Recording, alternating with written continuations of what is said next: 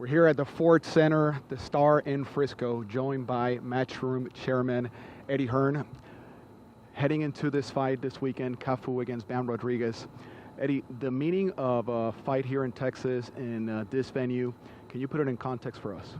Yeah, I'm very proud of Jesse because don't forget, he's a super flyweight, right? He's a smaller guy, and historically, there's been a great run in that division with Chocolatito, with Estrada, with those kind of guys, but these aren't guys that have gone to not a random city, but a city outside of their home city and filled 10 or 12,000 in an arena. So I'm really proud that he's getting the recognition he deserves. We're very lucky to be in this building because the Dallas Cowboys, they are tremendous partners. Speaking of that partnership, Jerry Jones. What is your relationship, I guess, with the Jones family and with Jerry being obviously such a big figure here in Texas? Yeah, we got the pleasure of working with them and dealing with them and meeting those guys when we did Canelo against Billy Joe Saunders, which broke the indoor record for boxing with 76,000.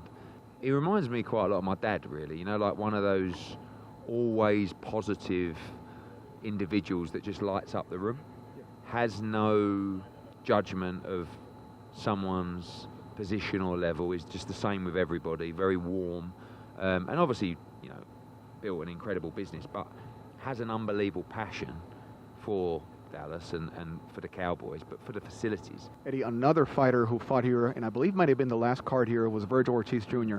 Very popular fighter here in Dallas. What can you tell us about him and a possible matchup with one of your guys in the future? He's going to fight Boots. I mean, that for me is one of the best fights in American boxing.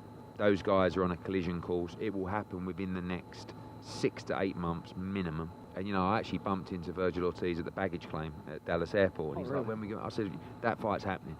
You have my word. And Vergil's a tremendous talent. You know, he sells a lot of tickets here. Boots sells a lot of tickets in Philadelphia. But you're probably going to have to fly to MGM Grand in Las Vegas for that one. And you'll see that fight very soon. We also saw from Turkey, and I believe from yourself as well, is Jake Paul, Anthony Joshua happening?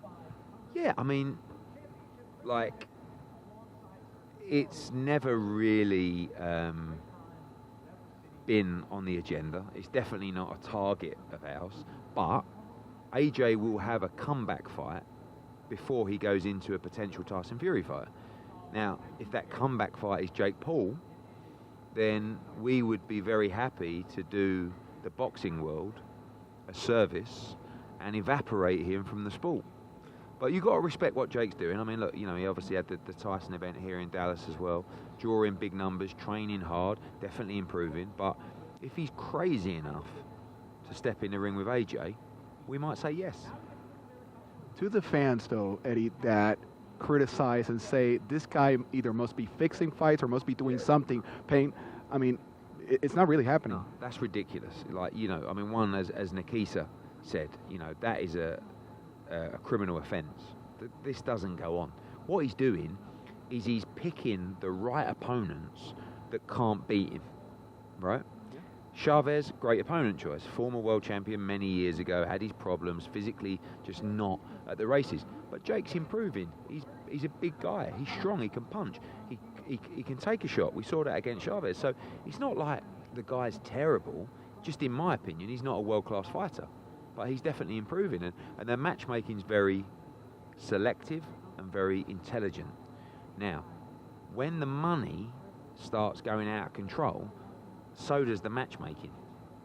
And then Jake just wants the big moments, but he has to be financially rewarded for them, which he knows if he fought Anthony Joshua, that fight would break all records. So he's going, I would risk it all for that money to fight AJ. Sounds like a good idea. When he's sitting in the hospital after the fight, probably not the best idea. Do you know what I mean?